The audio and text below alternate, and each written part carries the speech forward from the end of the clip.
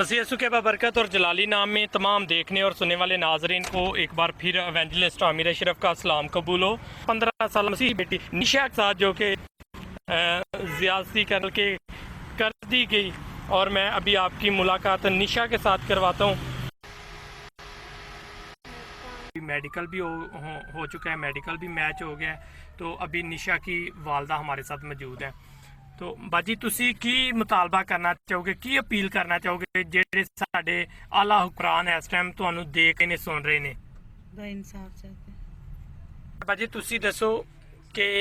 मुकम्मल तुसी भी उत्थे इस मौके ते किस तरह वाकया पेश आया ते तुसी की अपील? दुकान तो आ रही है, मैं उन्हें पूछया सारा, मैं कि मैंने दस तेरे नाल की होया, किवें होया? कह रही कि मैं दुकान तो आ रही हूं, मैनू नहीं पता, पिछों दी को आया तो उन्हें मेरे मुंह ते हाथ रख के ते मैनू खिच के ते लै गए ने,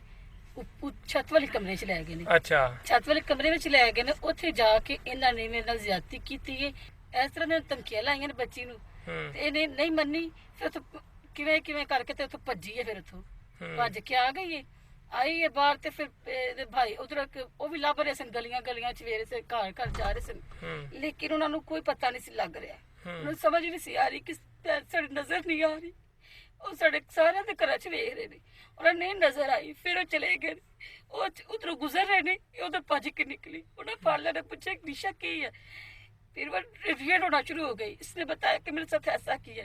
उनका घर नजदीक, तो फिर ना वो ले गए, उनके घर ही ले गए, दोनों भाई उसके घर गए हैं, जाकर उसकी वालदा से भाभियों से कहा कि देखो हमारी बेटी के साथ आपके बेटे ने ऐसा किया है, उन्होंने बजाय बात सुनने के उल्टा हमारी बच्ची को मारा है, एक तो उसके साथ ऐसा किया, फिर ऊपर से उसको मारा भी, तशद्दुद किया साथ, कि तुम झूठ बोल रही हो, हमारे कि बच्चों तुम झूठ बोल के हमारे बच्चों पर इल्जाम लगाती हो, ऐसा बोल रहे थे। ਹੋਰ ਇਸ ਤੋਂ ਇਲਾਵਾ ਕੀ ਕਹਿਣਾ ਚਾਹੋਗੇ? ਅਸੀਂ ਕਹਾਂਗੇ ਕਿ ਸਾਨੂੰ ਇਨਸਾਫ ਮਿਲੇ, ਅਸੀਂ ਸੁਲਾ ਨਹੀਂ ਚਾਹੁੰਦੇ,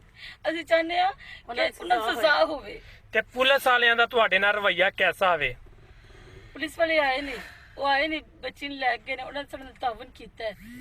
ਤੇ ਫਿਰ ਉਹਨਾਂ ਨੇ ਸਾਡੇ ਮੈਡੀਕਲ ਕਰਵਾਈ ਹੈ, ਸਾਡੇ ਡੀਐਨਏ, ਫਿਰ ਬੱਚੇ ਨੂੰ ਲੈ ਕੇ ਡੀਐਨਏ ਕਰਵਾਈ ਰਿਪੋਰਟ, ਤੇ ਮੈਡਮ ਸਾਡੇ ਨਾਲ ਆਈ ਹੈ, ਮੈਡਮ ਨੇ ਕਿਹਾ ਕਿ ਸਭ ਤੋਂ ਇਨਸਾਫ ਦਿਵਾਵਾਂਗੇ, ਲੇਕਿਨ ਪਤਾ ਨਹੀਂ ਸਾਡੀ ਆਵਾਜ਼ ਪਹੁੰਚੇਗੀ ਕਿ ਨਹੀਂ, ਸਾਨੂੰ ਨਹੀਂ ਪਤਾ। ਖੁਦਾਵੰਦ ਦੇ ਫਜ਼ਲ ਨਾਲ ਅਸੀਂ ਜ਼ਰੂਰ ਤੁਹਾਨੂੰ ਇਨਸਾਫ ਦਿਲਵਾਵਾਂਗੇ। ਤੇ ਬਾਜੀ ਤੁਸੀਂ ਕੀ ਕਹਿਣਾ ਚਾਹੋਗੇ? भाई अस यही कहना चाहते, सानू इंसाफ चाहिए, ते लेकिन सानू अपने पिंड दे जिहड़े लोग ने वो भी तो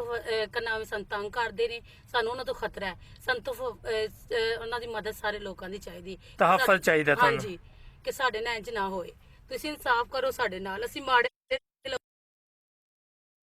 ਨੂੰ ਸਜ਼ਾ ਦੇ, ਸਾਡੀ ਇੱਜ਼ਤ ਉਛਾਲਣ, ਤੁਸੀਂ ਸਾਡੇ ਨਾਲ ਸਾਰੇ ਭੈਣ ਭਰਾ ਰਲ ਕੇ ਸਾਡੇ ਨਾਲ ਚੱਲਣਾ ਹੋਵੇ। ਭਾਈ ਕੀ ਕਹਿੰਦੇ ਨੇ ਮੁਹੱਲੇ ਵਾਲੇ, ਪਿੰਡ ਵਾਲੇ ਲੋਕ, ਜ਼ਿਮੀਦਾਰ ਲੋਕ? ਤੁਹਾਨੂੰ ਪਿੰਡੋਂ ਕੱਢ ਦਾਂਗੇ, ਤੁਹਾਡੇ ਬੱਚਿਆਂ ਨੂੰ ਅਸੀਂ ਫੜਾ ਦਾਂਗੇ, ਤੁਹਾਨੂੰ ਇੰਜ ਕਰਾਂਗੇ, ਬਸ ਸਾਡੇ ਤੇ ਜ਼ੁਲਮ ਕਰਨਾ ਚਾਹੁੰਦੇ ਨੇ, ਅੱਗੇ ਸਾਡੀ ਇੱਜ਼ਤ ਉਛਾਲੀ ਨੇ, ਬਾਅਦ ਚ ਸਾਡੇ ਨਾਲ ਭਾਈ ਇਹ ਕਰਨਾ, ਸਾਡੀ ਹੋਰ ਵੀ ਬੱਚੀਆਂ ਨੇ, ਅੱਜ ਇੰਜ ਕੀਤਾ ਨੇ, ਬਲਕਿ ਫਿਰ ਸਾਡੀਆਂ ਬੱਚੀਆਂ ਨੇ ਇੰਜ ਕਰਨਗੇ, ਬੱਚੇ ਸਕੂਲ ਜਾਂਦੇ ਨੇ, ਸਾਨੂੰ ਤੇ ਡਰ ਹੈ ਨਾ ਹਰ ਇੱਕ ਇਨਸਾਨ ਤੋਂ। ਚਲੋ ਅਸੀਂ ਆਪਣੇ ਘਰ ਬਾਰ ਕਿੰਨ ਛੱਡ ਕੇ ਜਾਈਏ, ਕਿੱਥੇ ਜਾਈਏ, ਸਾਡਾ ਅੱਗੇ ਕੋਈ जगह कोई नहीं साढ़े को। अच्छा निशा, आपका कोई उनके साथ कोई राब्ता फोन पे या कोई हेलो हाय था आपका उनके साथ? इसके पास फोन ही नहीं है। ਤੇ ਬਾਜੀ ਹੋਰ ਇਸ ਤੋਂ ਇਲਾਵਾ ਕੋਈ ਤੁਸੀਂ ਲਾਸਟ ਤੇ ਤੁਸੀਂ ਕੋਈ ਅਪੀਲ ਕਰਨਾ ਚਾਹੋ, ਕੋਈ ਰਿਕੁਐਸਟ ਕਰਨਾ ਚਾਹੋ ਤਾਂ ਤੁਸੀਂ ਕਰ ਸਕਦੇ ਹੋ।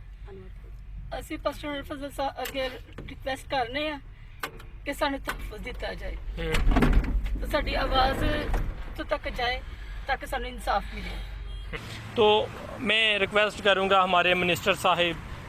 मिनिस्टर एजाज आलम साहिब, मैं रिक्वेस्ट करता हूं कि प्लीज़ आप ऐसे वाक़यात का ज़रूर एक्शन लिया करें। MP पंजाब हारून इमरान गिल साहब और जितने भी हमारे आला हुक्मरान हैं, मैं सबसे रिक्वेस्ट करता हूं कि आप ज़रूर इनका साथ दीजिएगा, ज़रूर इनको इंसाफ दिलवाने में अपना अहम किरदार अदा कीजिएगा। 40 से 50 लोग जो है यहाँ पे जमा हैं और इनका यही कहना है कि हमें इंसाफ दिलवाया जाए, हमारे साथ बहुत ज़्यादा जुल्म ज़्यादती। तुसी की कहना चाहोगे जी, जेडे साडे आला हुक्मरान सुन रहे ने, की अपील करना चाहोगे? ਅਸੀਂ ਜੀ ਇਨਸਾਫ ਲੈਣਾ ਚਾਹੁੰਦੇ ਹਾਂ, इंसाफ लेना चाहते हैं, इंसाफ लेना चाहते ਸਾਡੀ ਪੁਰ ਪੀਰ ਦੇ ਬਨਿਆਦਾ ਮਿਹਰਬਾਨੀ करके अपने मसीह लोगों वास्ते कदम उठाएं, हमारी हल्फ करें ताकि हम कुछ नहीं जानते, हम सादे लोग हैं, वो पढ़े लिखे लोग हैं, खुदा ने उनको सरबराह किया हुआ है और लिहाजा मेहरबानी करके हमारी रहबरी करें। नाज़रीन, यहाँ के लोगों का यही कहना है कि हमें इंसाफ दिलवाया जाए, क्योंकि हम सादे लोग हैं और जितने भी हमारे पढ़े लिखे लोग हैं, हमारे जितने भी आला हुक्मरान हैं और इसी तरह मिनिस्टर एजाज़ आलम साहब वो भी इस वीडियो को देख रहे हैं, हम आपसे भी रिक्वेस्ट करते हैं कि आप इस मौके का एक्शन लें और हमें इंसाफ दिलवाने में अपना अहम किरदार अदा कीजिएगा। अगर आपको हमारी वीडियो अच्छी लगी तो इसे लाइक, कमेंट और अपने दोस्तों के साथ शेयर करें।